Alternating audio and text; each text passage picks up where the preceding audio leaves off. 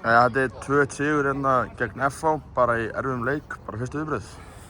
Já, gríðarlega ánægður með liðið mitt.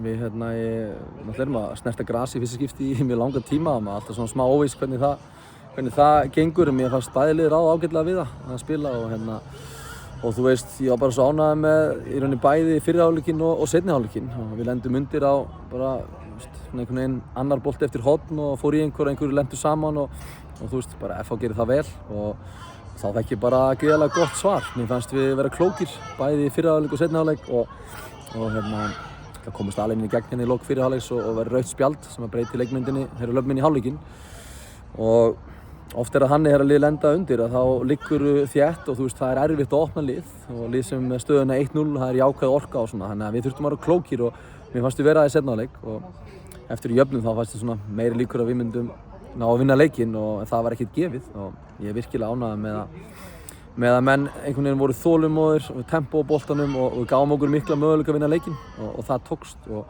það sýnir líka bara, þú veist, hausinn var rétt skrúfaður á okkur í dag, þú veist, við lendum undir en höldum kúlinu, höldum ákveðinni og það skilaði sér í lokin. Þú varst ekkert droslega ánægður eftir IBVF-leikinn. Varstu ánægður með þetta svar sem þú fékkst í dag? Já, þú veist, IBVF var ekkert eitthvað frábærlega ánægður en þú veist, við vinnum í höldur hreinu. Nú erum við búin að vinna 3 leiki í röð og það er bara mikilvægt að við áttum okkur á því að við erum að vinna hörðum höndum í að vera betri. Það býr meira í KA-liðinu heldur en við höfum sýnt á þessu tímabili.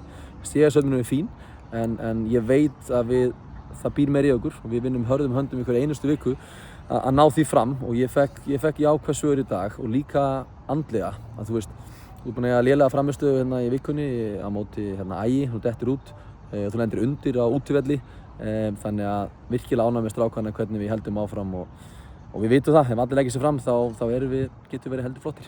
Þið voru einum fleiri en allan seinni hálfleikinn, rautt spjald undir lok fyrri. Varstu að breyta einhverju í hálfleik?